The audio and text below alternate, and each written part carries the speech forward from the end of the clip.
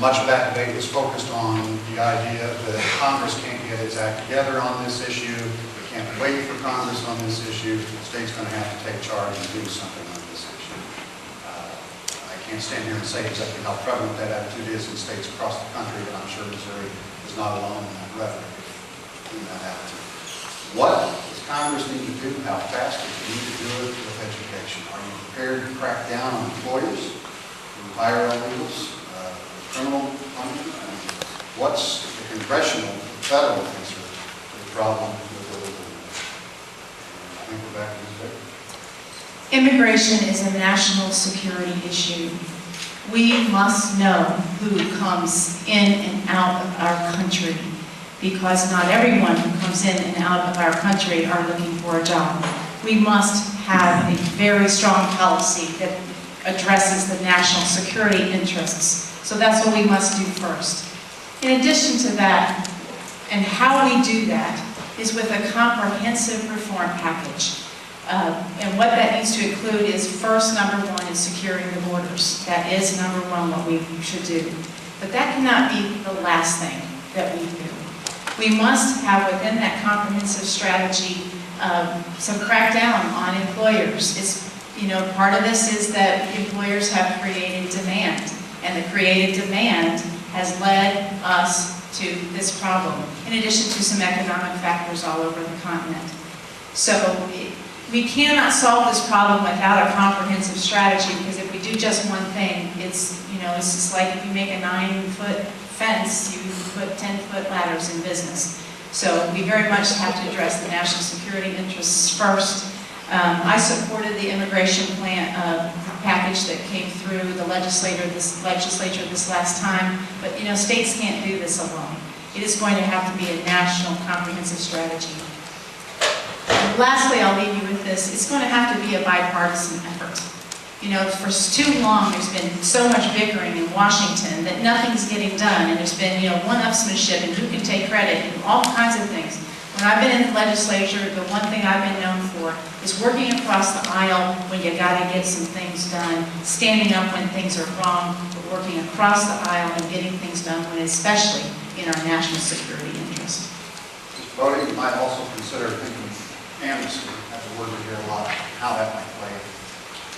I tell you, on immigration, it's an issue that I haven't made my mind totally up on. I'm still open to ideas. As you know, and you've seen my campaign, I'm a different type of candidate. Many would sit here and make up some type of answer or give an answer, but I'm open to the people of the 9th District.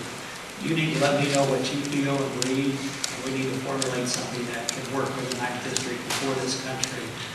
I've been down, my brother used to live in San Antonio, Texas, been down along the Mexico border with the United States around Del Rio, Laredo, in those areas. And I've seen the situations where they've had the fence built and people are still coming through. But I need your input. It's something that's a touching issue, something that we're seeing more in the 9th District, immigration, illegal immigration, and need to know what your opinions are and what we need to do in the district. So I'm going to leave it open. I will end with this. A few months ago, I signed a pledge, and it's something I feel strongly, and I think it's something we need for our country. And that is for our country to have one central language, and that would be English. A vast majority, or almost everybody, speaks English here in the United States, and I feel it's something we need as a government to say this will be our official language.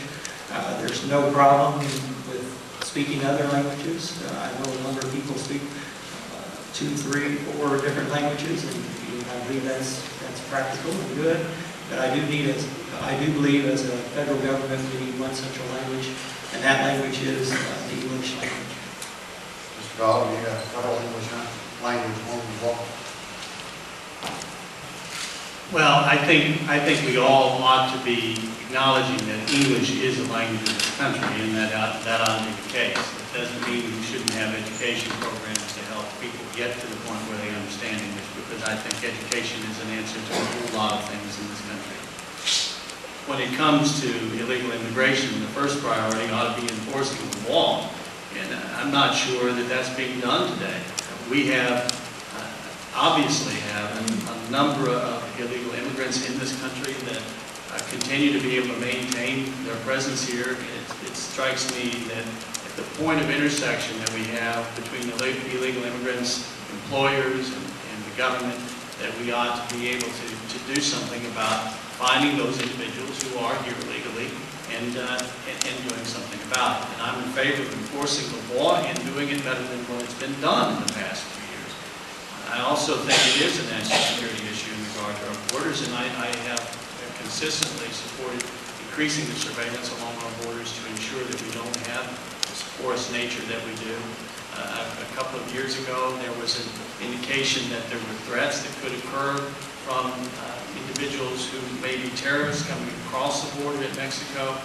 It seems to me to be a significant problem that needs additional attention. I do not see us in a position today where this issue is the number one issue in this district, but it is an issue that gets discussed. I think it's important for us to get back to the basics of enforcing the laws on the books, and I would like to see more progress made in that regard. Jacob? Well, obviously, the situation has become chaotic, and we can't allow chaos to continue. There's no doubt that we must do something at the borders.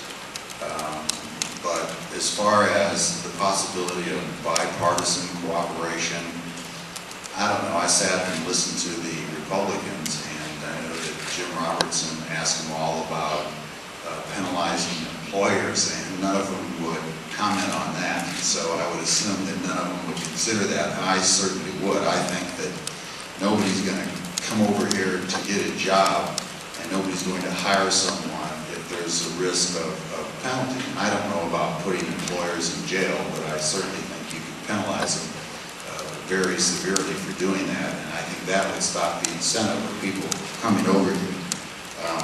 I do think the plan has to be comprehensive, and that would also include working with Mexico and other countries where illegal aliens are coming from. You can't really blame people for wanting to come from a poverty-stricken country into America. And I think one of the things that we should have in our foreign policy is to be good neighbors and try to improve the quality of life of all people all over the planet. And I think that's one of the fundamental principles of the Democratic Party, certainly not the Republican Party. But it is a difficult problem. I just can't really see, though, building a wall around the United States of America. As far as what this country represents to the rest of the world, or what we used to represent to the rest of the world, and I hope we represent to the world again once we have a new president, is that, we're a land that doesn't build walls like Germany did in the Soviet Union, or built in Germany. And so I would be opposed to a wall, but I certainly would be supportive of border security, and in some instances, to some people, amnesty in some limited situations.